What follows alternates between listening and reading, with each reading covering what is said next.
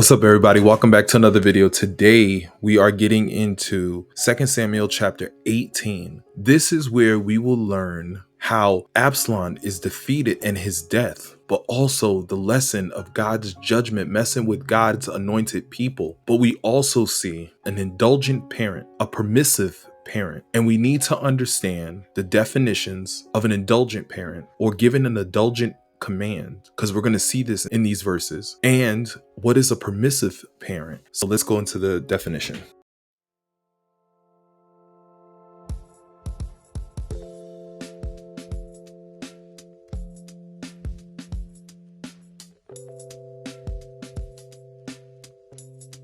When God gives you that peace, you will rest in his security, his protection, his comfort, his love.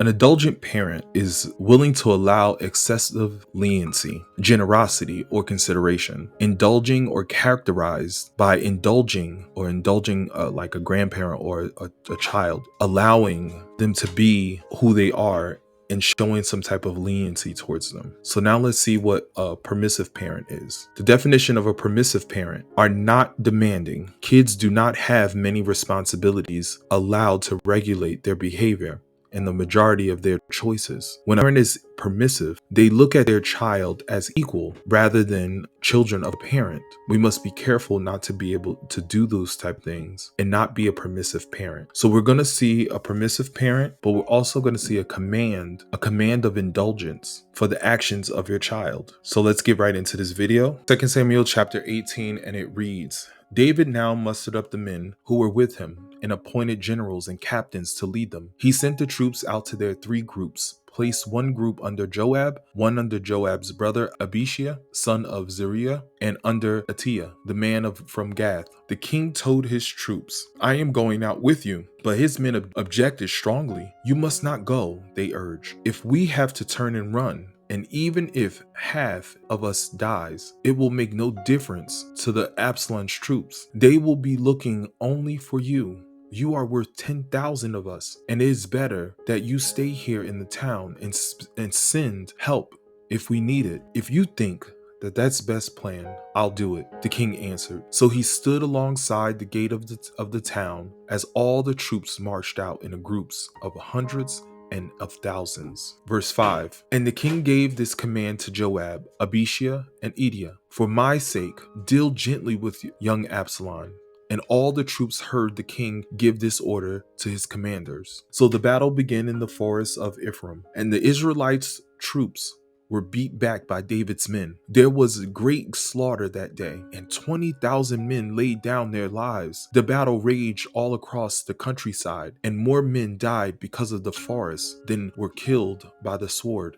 During the battle, Absalom happened to come upon some of David's men. He tried to escape on his mule, but as he rode beneath the thick branches of a great tree, his hair got caught in the tree. His mule kept going and left him dangling in the air. One of David's men saw what had happened and told Joab, I saw Absalom dangling from a great tree. What? Joab demanded. You saw him there and didn't kill him? I would have rewarded you with 10 pieces of silver and a hero's belt. I would not kill the king's son for even 1,000 pieces of silver. The man replied to Joab, well, all heard the king say to you and Abishai and Attiah, for my sake, please spare young Absalom. And if I had betrayed the king by killing his son, and the king would have certainly found out who did it, and you yourself would be the first to abandon me. Verse 14. Enough of this nonsense, Joab said. Then he took 3 daggers and plunged them into Absalom's heart as he dangled, still alive in a great tree. 10 of Joab's young armor bearers then surrounded Absalom and killed him. Then Joab blew the ram's horn, and his men returned from chasing the army of Israel. They threw Absalom's body into a deep pit in the forest and piled a great heap of stones over it, and all Israel fled to their homes. During this lifetime, Absalom had built a monument to himself in the king's valley, for he said, I have no son to carry on my name. He named the monument after himself, and it is known as Absalom's monument to this day. Verse 19. Then Zadok, son of Ahimaaz, said, "Let me run to the king with the good news that the Lord has rescued him from his enemies." "No," Joab told him. "It would be good news to the king that his son is dead. You can be my messenger another time, but not today." Then Joab said to a man from Ethiopia, "Go tell the king what you have seen." And the man bowed and ran. But Ahimaaz continued to plead with Joab, "Whatever happens, please let me go too." "Why should you go, my son?" Joab replied. "There will be no reward for your news." "Yes, but let me go anyway, I beg." He begged. Joab finally said, "All right, go ahead." So Ahimaaz took the less demanding route by way of the plain and ran to Mahanaim ahead of the Ethiopian. While David was sitting between the inner and outer gates of the town, the watchman climbed to the roof of the gateway by the wall. He looked, he saw a lone man running towards him. He shouted the news down to David, and the king replied, "If he is alone, he has news." As the messenger came closer, the watchman saw another man running towards them. He shouted down, "Here comes another one." The king replied, "He also has news." First man runs like Ahimaaz, son of Zadok.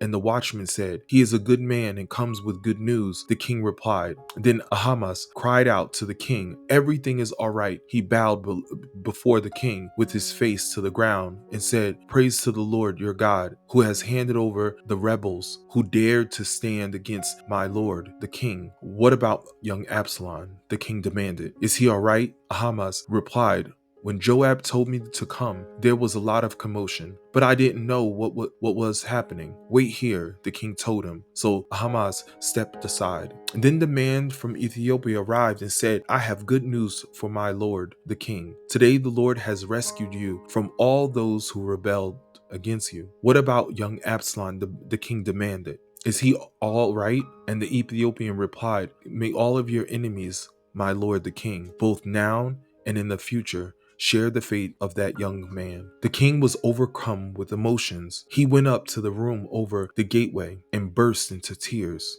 As he went, he cried, "Oh, my son Absalom, my son Absalom, if only I had died instead of you. Oh, Absalom, my son." Now let's break this down. What we'll see in verses 1 to 8, a total defeat of Absalom's rebellion. The picture is painted of judgment upon those who rebel against God's anointed, which was King David. David mobilized an army. Thousands rallied to his cause. He appointed 3 commander officers, Joab, Abishai, Joab's brother, Ittai, the Gittite, with a third of the troops under each. He himself planned to lead the troops. David was pressed not to accompany the troops in battle because he would be the prime target because of his value as king. If the troops were defeated, he could still carry on the cause, right? David gave in to the advice of his counselors. He reviewed troops as they marched out of the city. What we see is David gave a very unwise, indulgent command to his officers in the presence of all the troops. What was that indulgent command? Deal gently with Absalom. David's army soon engaged Absalom's troops in the forests of Ephraim, routing and defeating them,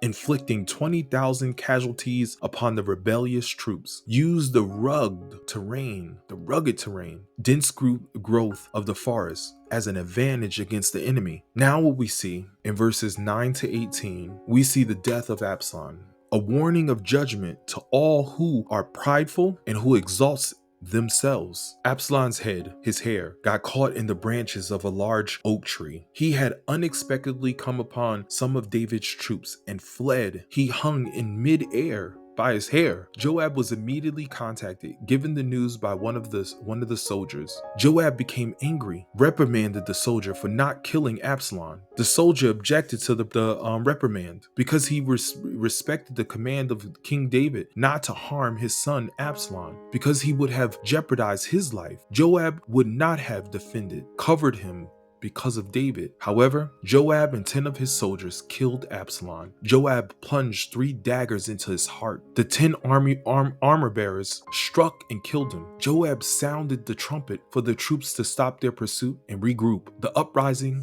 was over. Absalom's body, scorned, held in contempt, was thrown into a deep pit, and large heaps of rocks was piled over him. Absalom's troops fled home. Absalom's pride conceit, his arrogance, self-exaltation was all exposed. He built a monument to himself and named it after himself because he had no son to carry on his name. We also now will see in verses 19 to 32, the report of victory sent to David, the urgency to rush forth with news of God's great deliverance. God delivered David, and we get to see that deliverance. The carrier appointed to rush to David, Joab refused to grant the request of Ahimaaz to take the momentous news to David. Because the news of Absalom's death would be bad news to David, Joab appointed a Cushite to be a carrier. Joab was approached by Ahimaaz. He was eager, determined to carry the momentous news to his king. He was questioned by Joab. Why would he want to be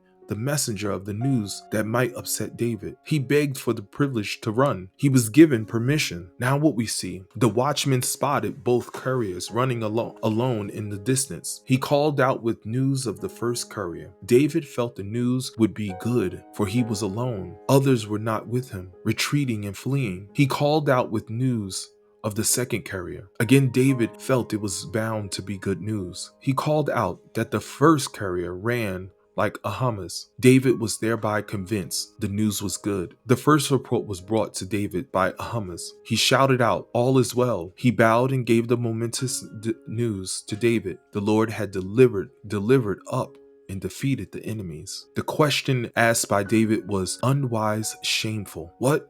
It was exposed of a spirit of indulgence and permissiveness towards his son Absalom. David knew that this was the judgment of God, and he knew what God would do if anybody tried to touch or kill his anointed, but he was indulgent and permissive towards his son Absalom. Ahimaaz sidestepped and giving a direct answer. David asked him to step aside for the next courier. The second report of good news was brought to David by the Cushite. The Lord had delivered David from his enemies. The question again asked by David was an unwise and shameful. David exposed his indulgence and his permissiveness towards Absalom. The carrier tactfully asked, the disgraceful, self-centered mourning of David for Absalom. We see this. We're gonna see this throughout the chapters. We see this in the last part of the chapter. The disgraceful, self-centered mourning of David for Absalom. The picture of an indulgent and permissive parent who needs to be reproved. The grief and mourning of David created a shocking scene. David's unrestrained mourning was reported to Joab. David's unrestrained emotions adversely affected the army. The joy of the victory was turned into sadness. They heard reports of the uncontrolled mourning. They crept back into the city, just like a defeated army, ashamed. They saw David's face covered and heard his cries from his quarters as they marched into the city. The anger of Joab was aroused. He rebuked and reproved David. We're going to have a bonus scripture. We're also going to we're going to go into a little bit of chapter 19 to verse 8 so we can get a better understanding and we can finish out chapter 18 and going into 19. Word soon reached Joab that the king was weeping and mourning for Absalom. As all the people heard of king's deep grief for his son, the joy of the day victory was turned into deep sadness. They crept back into the town that day as they were ashamed and had deserted in battle. The king covered his face with his hands and kept on crying, "Oh, my son Absalom, oh Absalom, my son, my son." Then Joab went to the king's room and said to him, "We saved your life today and the lives of your sons, your daughters, and your wives and concubines. Yet you act like this, making us feel ashamed of ourselves. You seem to love those who hate you and hate those who love you. You have made it clear today that your commanders and troops mean nothing to you. It seems that if Absalom had lived and all of us had died, you would be pleased. Now go out there, congratulate your troops, for I swear by the Lord that if you don't go out, not a single one of them will remain here tonight. Then you will be worse off than ever before." So the king went out and took his seat at the town gate, and as the news spread throughout the town that he was there, everyone went to him. Meanwhile, the Israelites who had supported Absalom fled to their homes. So to finish this out, the anger of Joab was aroused. He rebuked and reproved David. He made 3 charges against David: that he had humiliated his troops, that he was showing love for those who hated him and hate for those who love him, that he was acting as though his men meant nothing. He ordered David to go and encourage his troops. He warned David the troops were on the verge of deserting him. He was about to face the crisis of his life, lose the allegiance of all his supporters. And as a result, the rebuke of Joab was accepted by David. David took his place at the city gate. The troops were recalled, their victorious march before him. Thank you for watching, and I'll see you in the next video.